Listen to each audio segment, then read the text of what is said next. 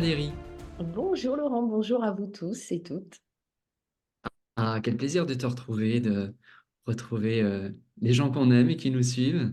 Ah ouais, c'est un vrai bonheur à chaque fois, effectivement. D'ailleurs, Alors, n'hésitez pas à partager nos vidéos si si elles vous parlent et si vous avez envie de transmettre à votre tour autour de vous, évidemment. eh oui. Alors aujourd'hui, on va vous parler d'un sujet forcément qui est intuitivement inspirant, puisqu'à chaque fois, on reçoit l'inspiration de ce qui nous paraît important d'évoquer, de partager, des sensibilisations qui nous paraissent euh, vraiment importante de mettre en avant.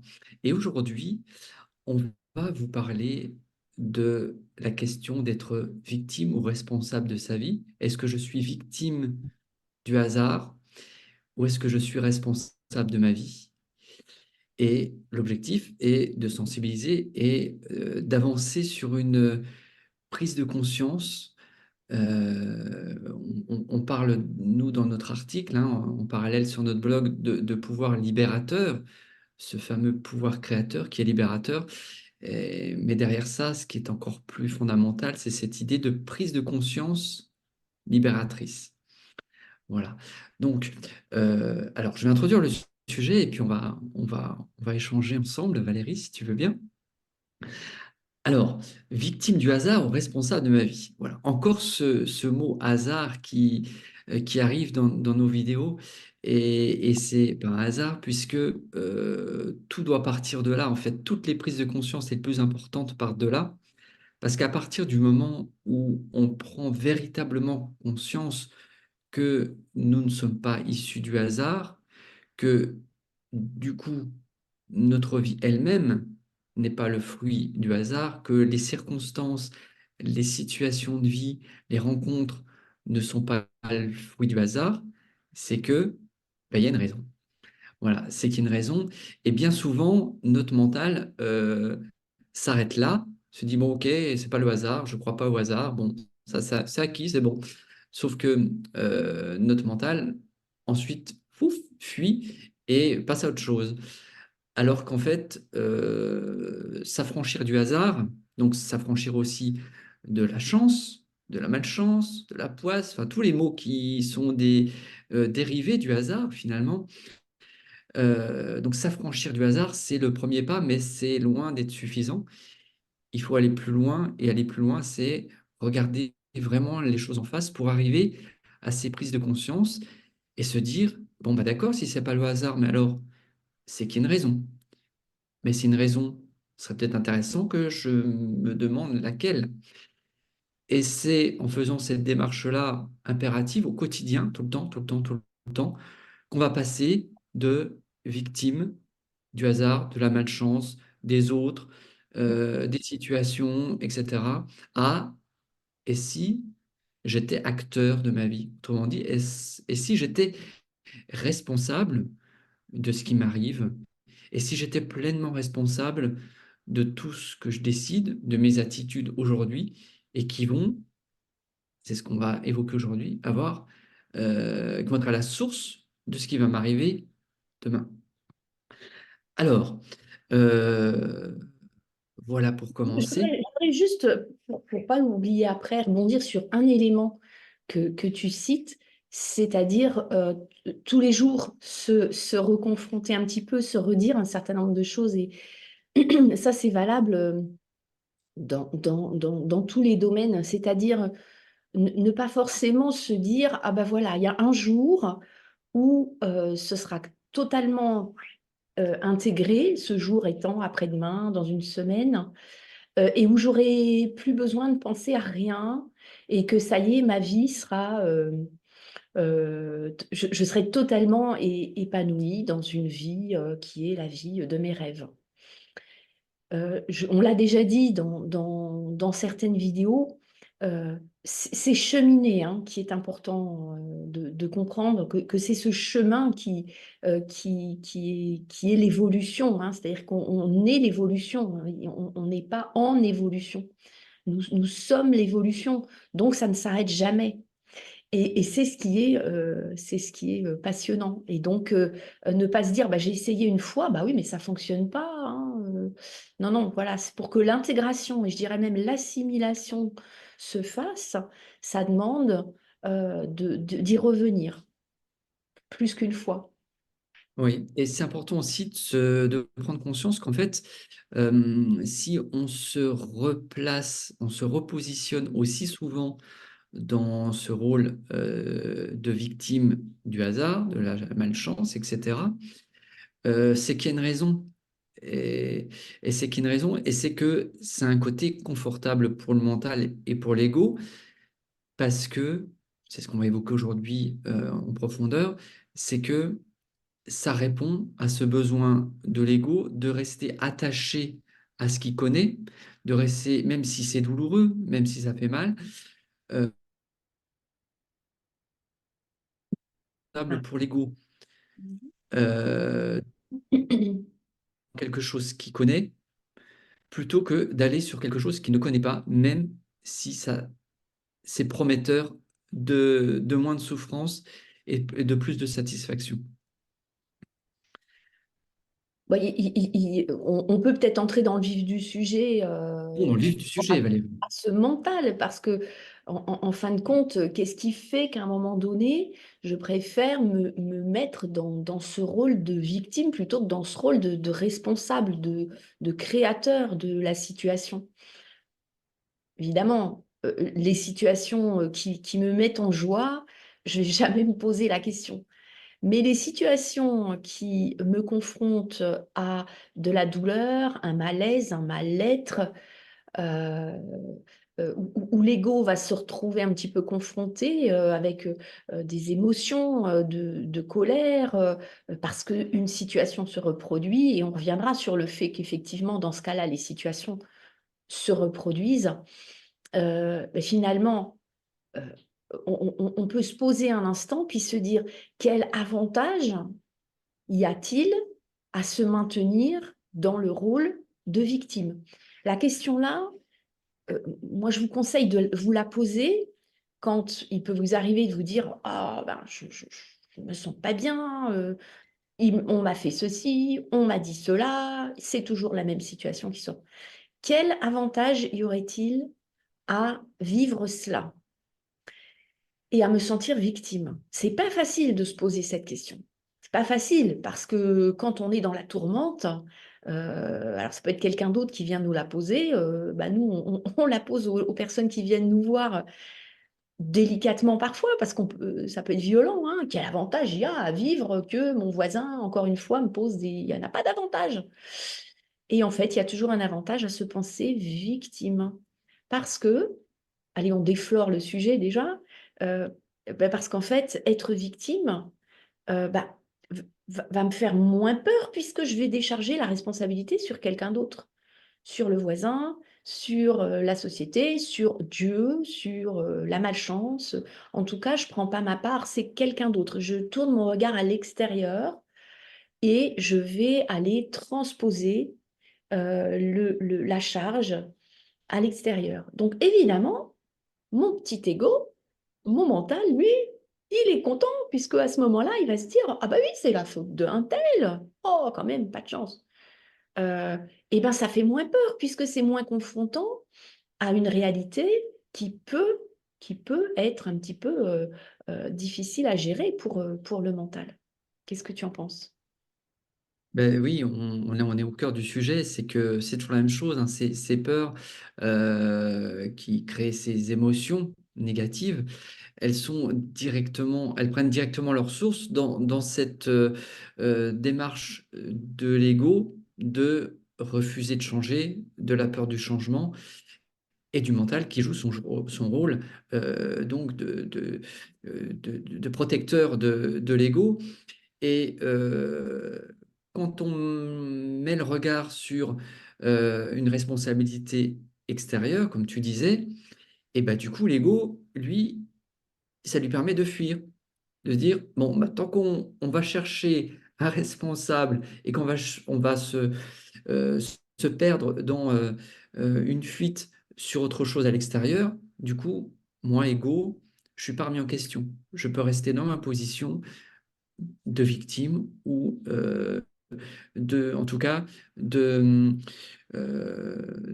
de cette non-remise en cause et qui lui fait tellement peur, hein, parce que, voilà, on le redit sans cesse, c'est tellement important. L'ego, de par son essence, résiste au changement. Le changement lui fait peur. Donc, tout ce qui va conduire à le remettre en cause pour l'amener à changer l'inquiète. Donc, quand une situation dont on se sent victime, on va rechercher la responsabilité à l'extérieur. Du coup, on ne met pas focus sur l'ego qui, lui, justement, a besoin de changer. Puisque, comme il n'y a pas de hasard à ce qu'on vit, c'est qu'il y a une raison. Et la raison, c'est précisément de nous amener, que ce soit une situation, une rencontre, une expérience, tout ça a pour raison, pour cause, pour objectif d'amener l'ego à changer, de nous amener le moi, petit moi, à changer. Et donc, si je veux véritablement profiter, euh, tirer les bénéfices de cette situation, eh ben, je dois me remettre en cause. Je vais devoir changer d'attitude. Et c'est ça qui fait peur à l'ego. D'où cette démarche, ah ben non, c'est je suis victime, c'est la faute de l'autre, c'est la faute des circonstances, etc. Et dans cette démarche-là, eh ben, je fuis ma responsabilité de devoir affronter et prendre une attitude nouvelle. Ouais, c'est là que se trouve l'avantage. L'avantage, c'est je me conforte dans, dans le non-changement. Je vais surtout pas aller, on l'a déjà tellement évoqué ça dans les vidéos, voilà, je reste dans ma posture et c'est un frein à l'évolution, d'où d'ailleurs parfois des personnes qui peuvent se dire après coup, hem c'est notre intuition qui vient, notre petite voix qui vient nous dire, après avoir rejeté la faute sur quelqu'un, ouais, mais il y a quand même quelque chose, si je suis vraiment juste, qui sonne pas juste, justement. Il y a quelque chose qui, ouais, je vais rejeter la faute, puis au fond de moi, bah évidemment, au fond de moi, puisque on atteint, on atteint l'être, il y a quelque chose qui me fait me dire que c'est pas tout à fait juste et que je dois prendre ma part. Le premier pas que font certains, c'est de se dire: «Bon, OK, allez, c'est partagé. On partage, j'ai ma part de responsabilité, mais l'autre, quand même, hein, il m'a bien cherché, hein, sur ce coup-là». C'est un premier pas que de prendre, sa part. Ça ne se fait pas forcément du jour au lendemain. C'est une démarche. J'ai envie de dire, avant de te laisser poursuivre, Heu, que, heu, que parfois même vous risquez dans cette vidéo d'éteindre tout de suite, puis de se dire: «Non quoi, moi c'est pas pour moi.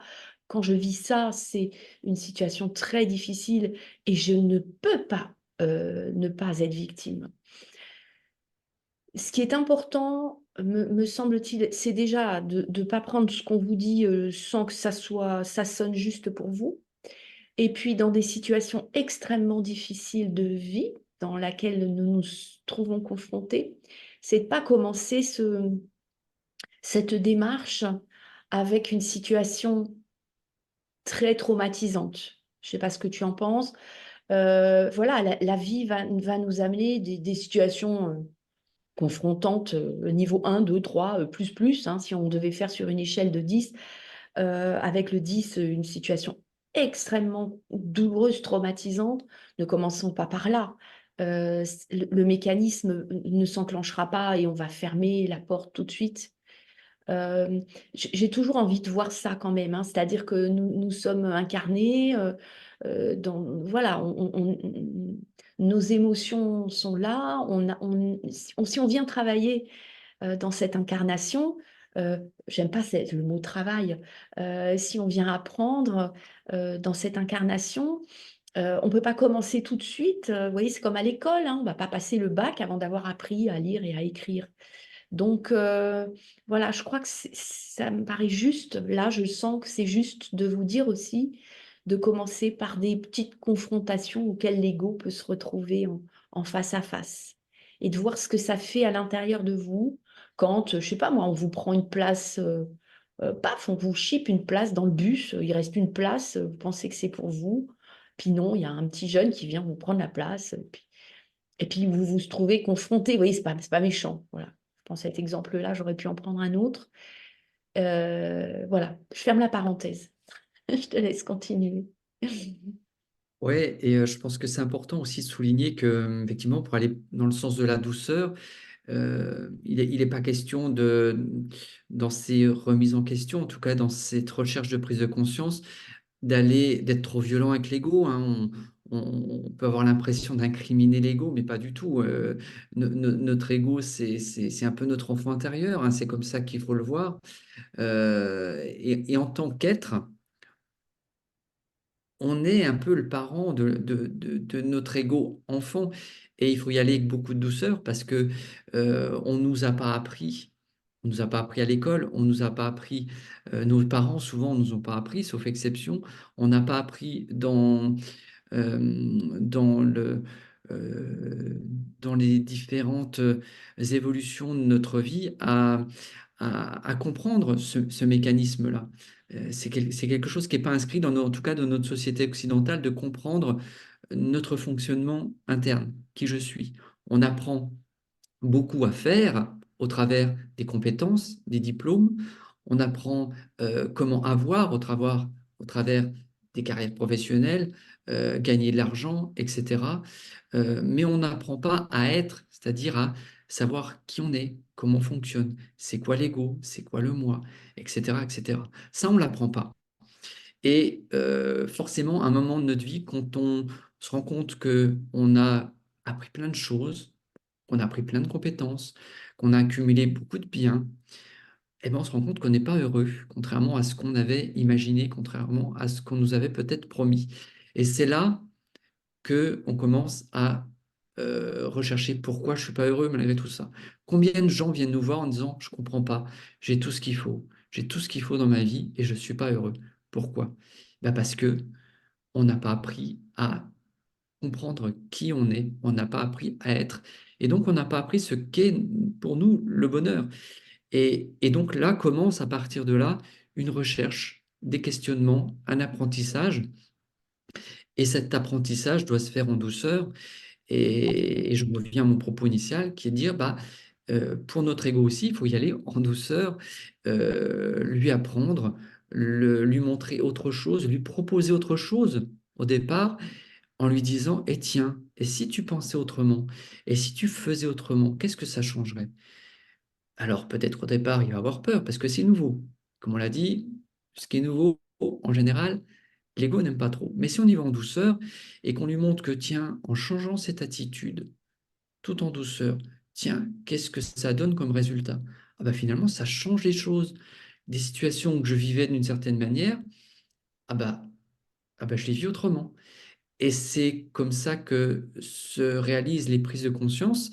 Et c'est comme ça que petit à petit, on va éduquer l'ego à une acceptation du changement qui finalement n'est pas aussi terrible qu'il le pensait, n'est pas aussi effrayante qu'il le pensait, mais qu'au contraire, il va pouvoir en tirer des bénéfices.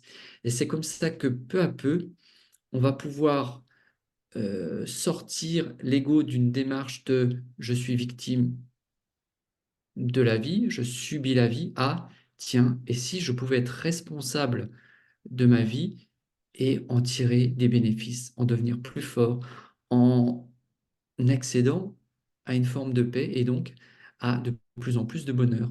Et c'est ça la démarche, c'est basculer petit à petit de je ne suis pas victime de la vie, du hasard, mais je peux être responsable de ma vie tout en étant de plus en plus satisfait de ma vie. Alors, être responsable de sa vie, certains peuvent s'interroger en se disant, bah oui, mais alors, ça sert à quoi et comment? Et ok, je veux bien ne pas être victime et prendre ma part, mais pour quelle raison je serais responsable d'une situation qui vient me confronter? Et là, on aborde cette notion de, je voulais déjà le dire en disant responsable, si je crée une situation, si je crée un événement, euh, et qu'il n'y a pas de hasard, c'est qu'il y a une raison. Et si je passe de victime à créateur, vous voyez déjà le simple nom de victime et de créateur. Je crée, je suis créateur. On passe de négatif à positif, évidemment. Il y a une toute autre énergie dans la notion de créateur, de création. Euh, et alors, ça voudrait dire que, et là, elle est intéressante, cette notion, c'est que je passe d'un statut de passif, parce que quand je suis victime, je suis en mode passif, je subis un événement, je passe du mode passif au mode actif, puisque quand je crée, je suis dans l'action. Et c'est là que ça devient intéressant. C'est plus la notion de victime responsable, mais passif-actif. Ressentez si en énergie, ça change quelque chose chez vous. Je passe de passif à actif. Je deviens acteur de ce qui se joue devant moi. Et là, il y a une toute autre énergie. Hein, le pouvoir des mots, hein, je crois que c'est intéressant aussi de ne pas négliger le pouvoir des mots. Et acteur, ah, ben ça veut dire que là, je prends peut-être en main les rênes de ma vie. Ça serait possible que ce soit moi qui dirige, enfin moi, que ce soit la personnalité que j'incarne là, qui prenne en main. Ce serait possible que du coup, au-dessus de qui je me crois être, il y ait vraiment quelque chose, un être, un Dieu, un univers, appelons-le comme vous voulez, qui peut-être oriente pour moi les situations afin que quoi? Si je suis créateur, ah bah, peut-être bien afin que je fasse ces apprentissages que je suis venue faire sur Terre, puisque dans cette incarnation, c'est l'école de la vie, hein, moi j'arrête pas de le dire. Finalement, dans cette incarnation, bah, si je venais apprendre des choses, et si je venais apprendre pour participer de cette évolution, ah ouais, ah ça change tout, puisque là, je la ressens un petit peu plus, là, cette responsabilité. Ça devient même, je me redresse un petit peu, parce que finalement, l'ego, là, à nouveau, il va peut-être se sentir acteur, ça change tout. Et ça change le regard qu'on va porter sur les situations que l'on va traverser, les événements de vie, etc. Sur cette personne qui a pris la dernière place dans le bus, alors que moi, j'étais juste à côté, que je la voulais, cette place. Et ouais, et si du coup, je me disais, ben, il y a peut-être une raison au fait que, paf, elle me soit passée sous le nez. Et si je l'avais créée, cette situation, pour que peut-être ben, j'ose m'affirmer, peut-être que c'est la raison. Je viens peut-être dans cette vie pour m'affirmer, pour prendre un petit peu plus ma place, qui je suis. Allez, on va revenir dans le jeu. Et c'est peut-être juste pour oser, avec les bons mots, dire à ce petit jeune qui n'a pas vu du tout que moi j'avais 30 ans de plus et que je voulais m'installer. Euh, c- voilà, ça ne vous dérangerait pas que peut-être je la prenne votre place, mais peut-être c'est juste pour oser sortir de moi ces mots, que sinon je vais rentrer à l'intérieur en me disant, oh ouais, pas sympa ce petit jeune-là.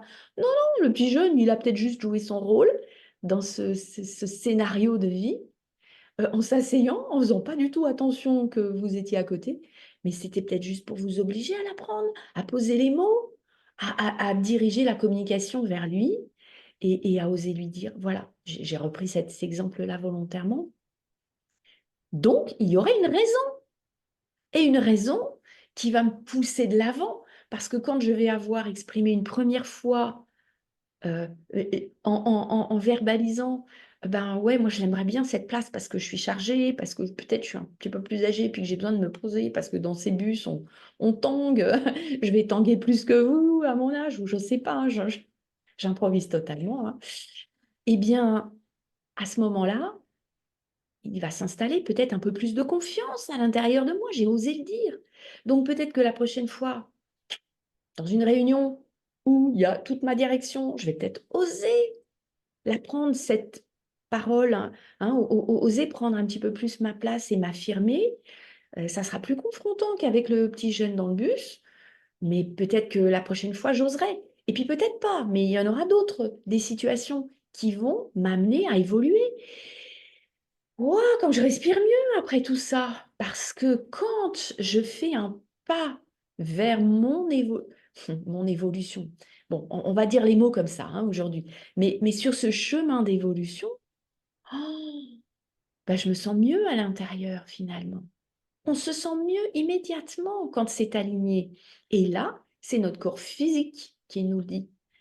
C'est le corps physique qui nous le dit. Pourquoi est-ce qu'il nous dirait que quand ça va pas, puis qu'on en a plein le dos et qu'on a mal dans le dos, que ça tire à droite à gauche?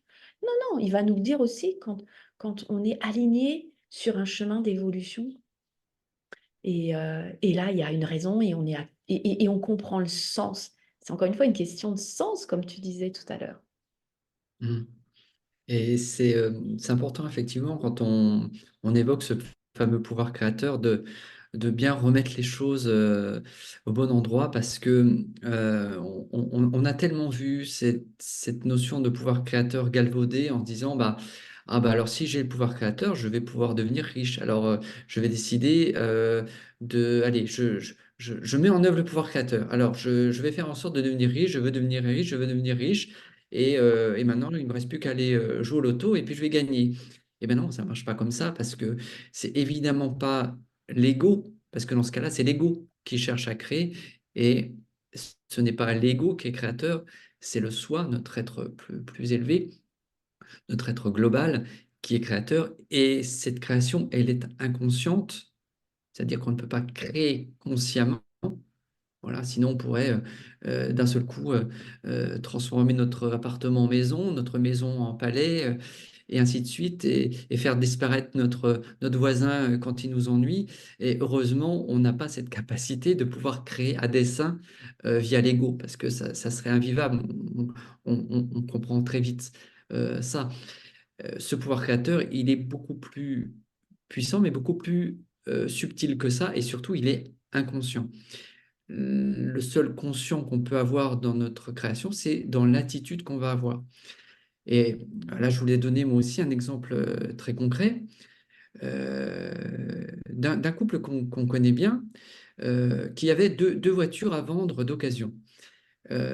Donc, là, en l'occurrence, c'était madame qui se dit, oui, bon, moi, je veux bien m'en charger, mais de toute façon, j'ai la croyance, elle l'exprime pas forcément comme ça, mais c'est ce qui est derrière, que de toute façon, ne vont se que présenter que des escrocs, des gens qui vont chercher à vouloir me l'acheter à un mauvais prix, et puis ça sera des revendeurs de voitures à la sauvette, ça va être des gens comme ça. Donc elle passe son annonce, effectivement, elle ne reçoit que des appels de gens comme ça. Voilà, je ne vais pas dire des trafiquants de voitures, mais des gens qui font leur métier de racheter, revendre des voitures, qui les achètent à très bas prix et qui n'ont aucun scrupule, voilà, qui n'ont pas de très belles intentions dans leur démarche, en tout cas. Et donc, madame ne reçoit que des appels comme ça. C'est ce qu'elle a créé, en quelque sorte. Ou alors, on va le dire autrement. Est-ce que c'est un hasard, c'est-à-dire elle a vraiment pas de chance de ne recevoir des appels que de gens comme ça, alors que ça correspond effectivement à ce que elle avait déjà imaginé. Donc Madame se lasse, Monsieur intervient, qui a un tout autre état d'esprit.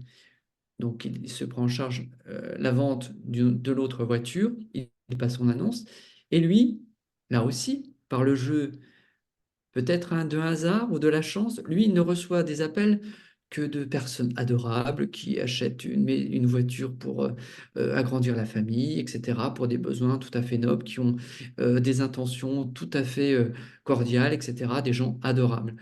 Est-ce que Madame est victime de la malchance? Est-ce que Monsieur est victime de la chance? Ou est-ce que Madame est créatrice de ces situations déplaisante, mais qui correspond à ses croyances? Ou est-ce que monsieur est créateur de situations plaisantes correspondant à ses croyances? Et c'est en ça qu'on peut commencer à toucher du doigt ce pouvoir créateur. Là, on se rend bien compte qu'il est beaucoup plus subtil, il est inconscient, même si là, on comprend bien dans mon exemple que derrière se jouent des croyances et donc une attitude. Mais en tout cas, ce qui est essentiel de comprendre, c'est que dans ce pouvoir créateur, ce n'est pas l'ego, c'est l'inconscient, et que notre seule manière de mettre en œuvre ce pouvoir créateur, c'est dans l'attitude que je vais avoir au quotidien. Et en changeant cette attitude, c'est là que je crée autrement les situations, les événements et la vie, ma vie future. Alors, oui, c'est parce qu'aujourd'hui, je vais changer, que vont se présenter à moi. Je vais changer le regard, hein, déjà que je vais porter sur la situation, que je vais créer de nouvelles situations à l'avenir. Et ça, pour accompagner de nombreuses personnes, ça peut se faire très rapidement, hein. Dès lors que on comprend, mais plus qu'avec le mental, hein, parce que là, on peut comprendre et ne pas se tester en situation.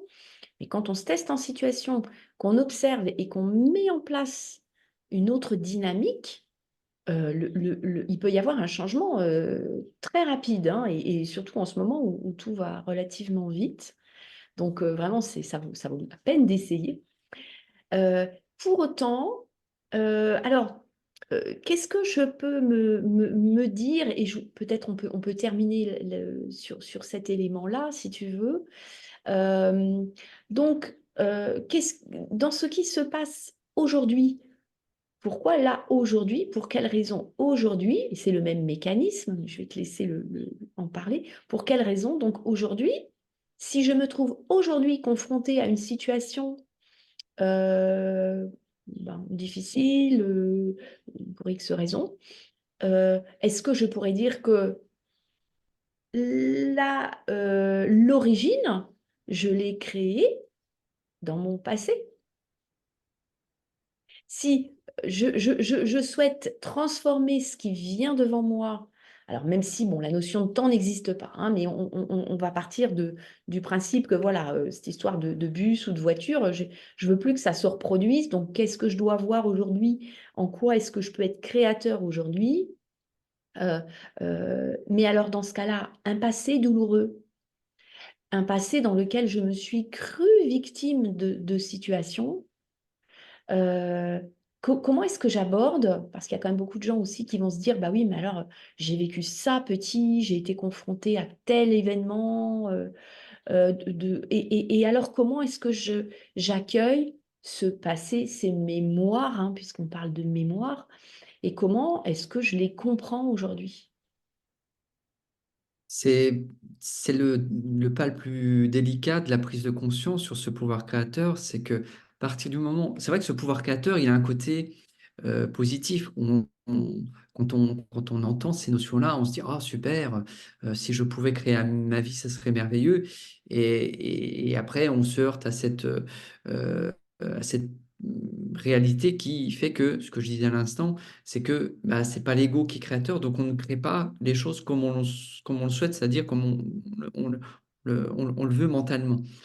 Euh, pour autant, quand on poursuit un petit peu cette étude et qu'on comprend que effectivement on est créateur puisqu'on n'est pas victime, parce que on se dégage du hasard, donc c'est qu'il y a une raison.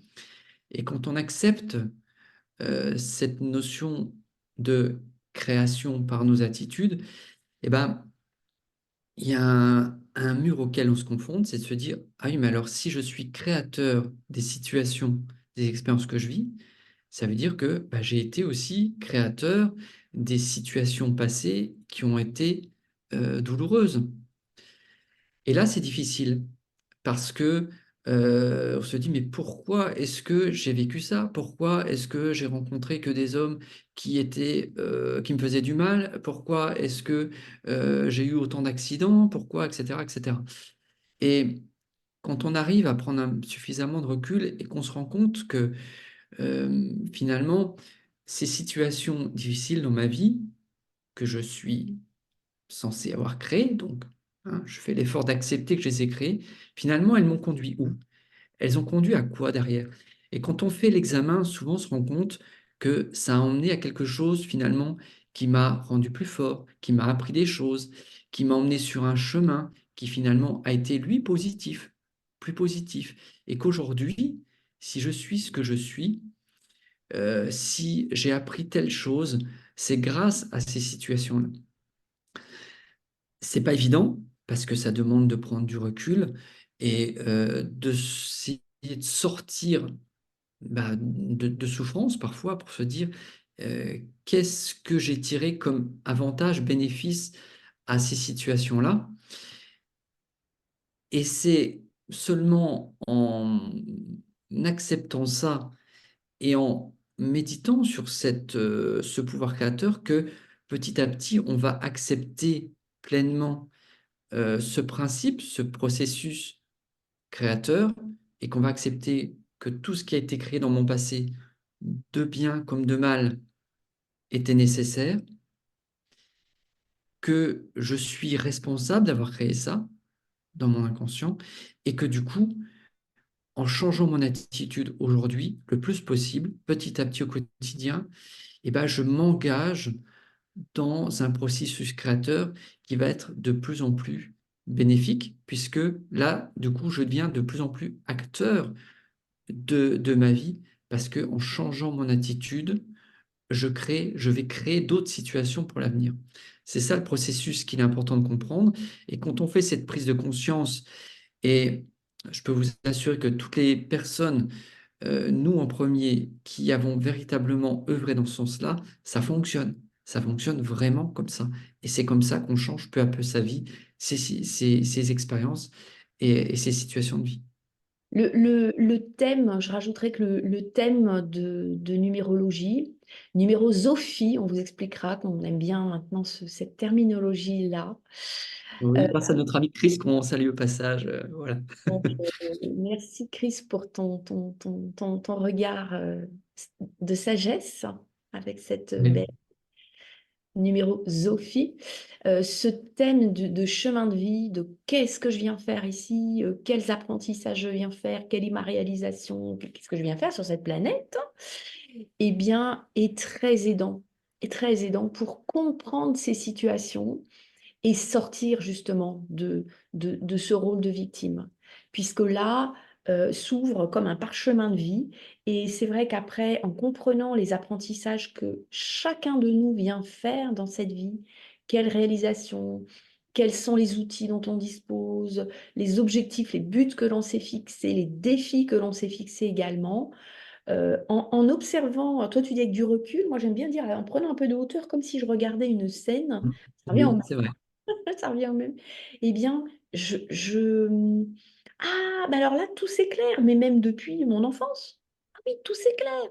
Donc, évidemment que je ne peux pas être victime. Évidemment que j'ai créé tout ça. Bah oui, il est temps que je regarde avec un autre œil tout ce qui s'est passé, puis avec le cœur surtout. Parce que, encore une fois, et c'est pour ça qu'on voulait amener de la douceur dans cet ego, être incarné là, que nous sommes chacun de nous, parce qu'on apprend, hein, on est là pour ça. Et donc ce thème de numérosophie, c'est ce chemin de vie que l'on a chacun, est très aidant dans la compréhension de ce qui se joue pour nous au travers de toutes les situations dans lesquelles on s'enferme en victime. Voilà. En tout cas, c'est une ouverture, ce sens, encore une fois, le sens de vivre ce que l'on vit s'éclaire, ces situations prennent du sens.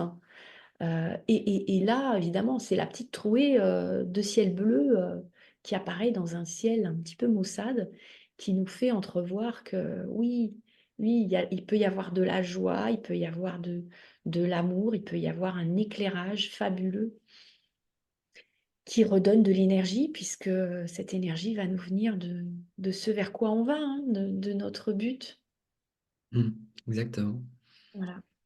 Voilà. Bon, je pense qu'on a fait le tour un peu. Enfin, on n'a jamais fait le tour de ce sujet-là parce qu'il est si vaste. Mais en tout cas, pour aujourd'hui, je pense on a déjà dépeint des mécanismes importants qu'il est important de prendre conscience. On l'espère.